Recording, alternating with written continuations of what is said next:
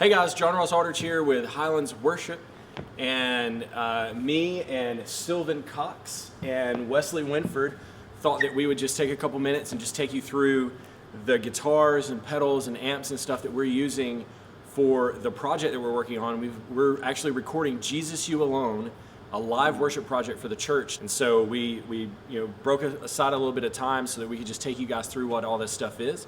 And so Wesley, why don't you just walk us through your stuff real quick, and out here, so guitars and pedals, and then we'll do Sylvan, and then me, and then we'll go take a look at amps. So this guitar I'm using is just an American Fender Jazzmaster. I think it's like the limited edition. They didn't make them for very long. Really cool guitar. I really like it. I also put a mastery bridge on it. Really in love with that. Feels really awesome. Next we got this Mexican Strat that I've kind of modded a little bit, and as you see, and I put some Eric Johnson pickups in it. I really like those. So this is a cool Strat. I love it. And then last, I've got this Gretsch Anniversary. I've had this for several years. It's made it on a few recordings. So What are you playing most?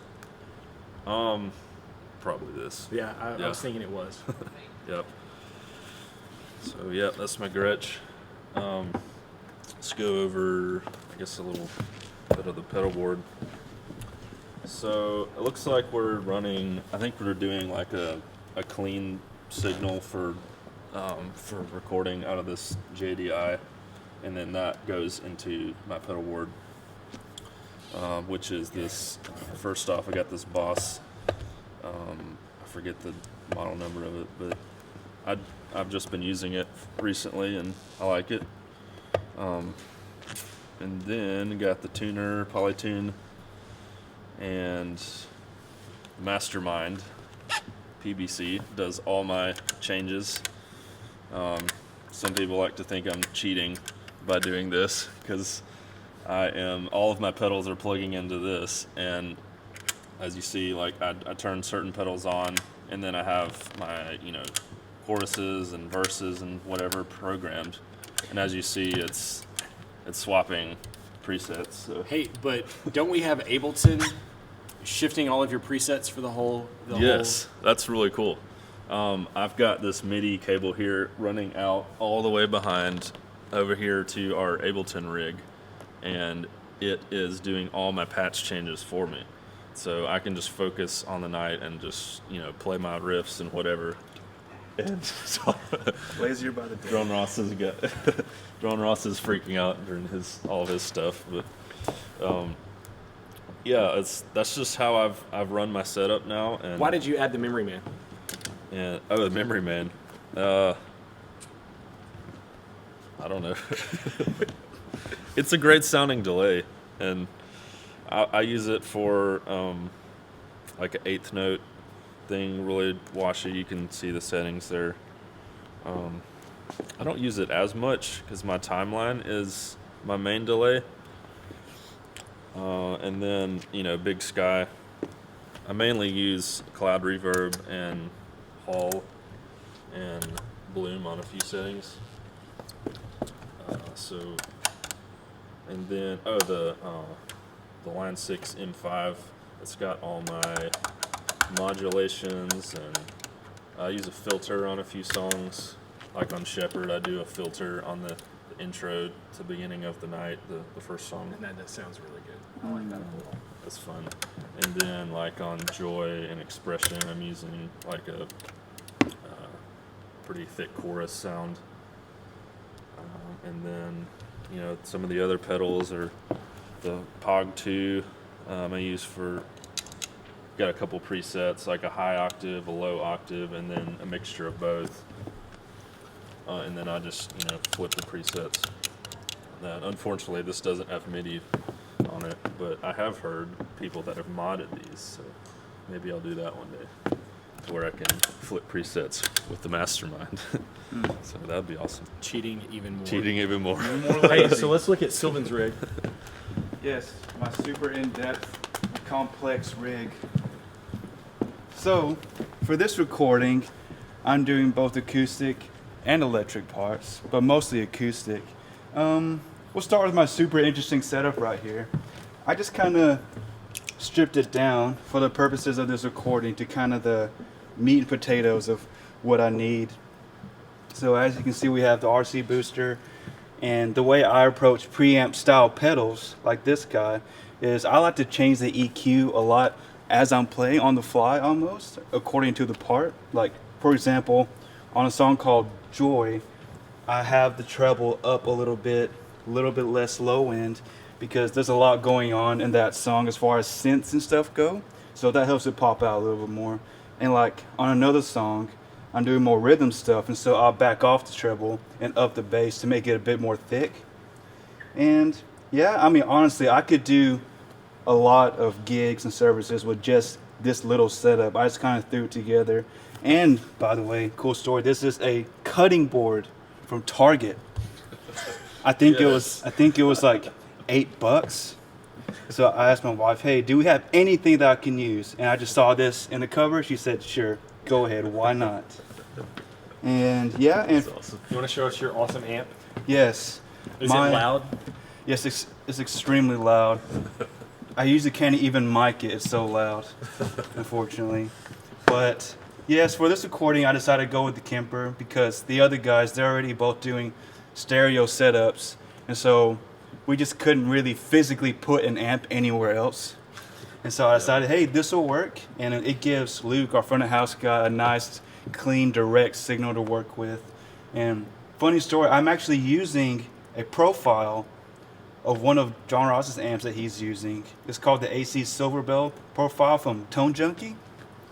And it is a profile of the new 60th anniversary Vox reissues that they just released. And I'm loving it a lot. Our front of house guys say they love it more and more each time I use it. So, and I got it purely for the convenience factor, and I'm loving this a lot, especially for the recording. And very quickly, for the guitars I'm using, I have this 2017 American Jazz Master. I also put on a Mastery Bridge. Yes, little pricey, but it made a good guitar feel really great, and I'm glad I invested in that. And that has a V-Mod pickups. And for my acoustic, this is a Custom Shop Series Martin. And we went with this smaller body style because with this big band setting and all the little bits and pieces, we found that this was a bit easier to mix. It was less boomy, less bassy, and it was very articulate and complex sounding, so we went with that.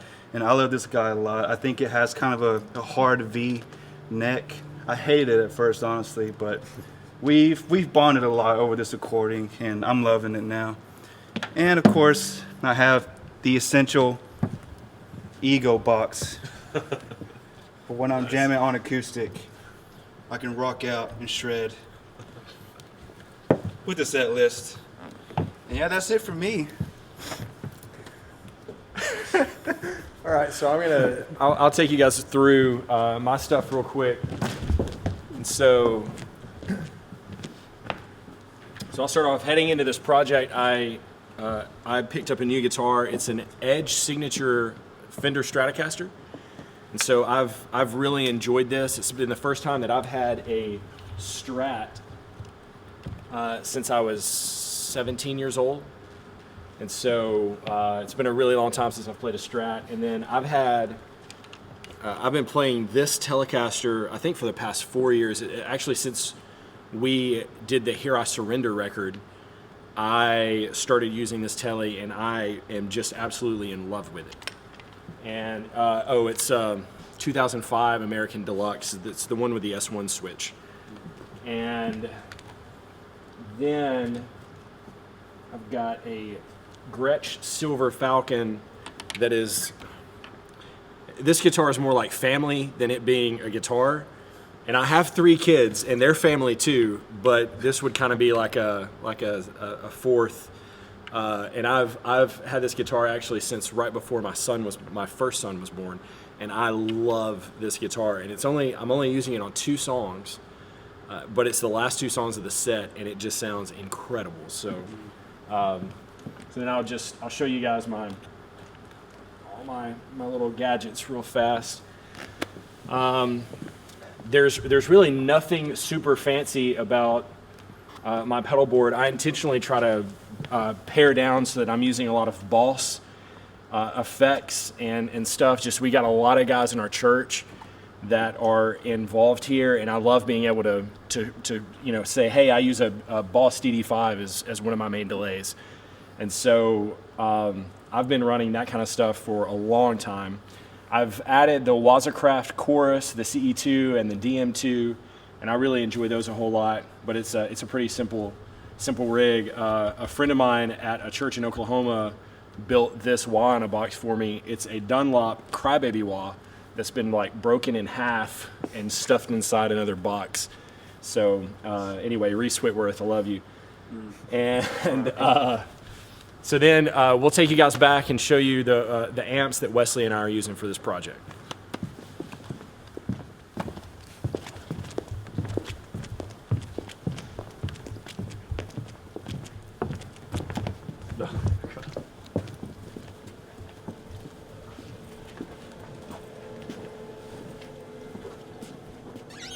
So these are my amps that I'm running. They are 2 British Vox AC30s. This one is a 95, that one is a 93. I've had the 93 for longer and got this one a few years ago.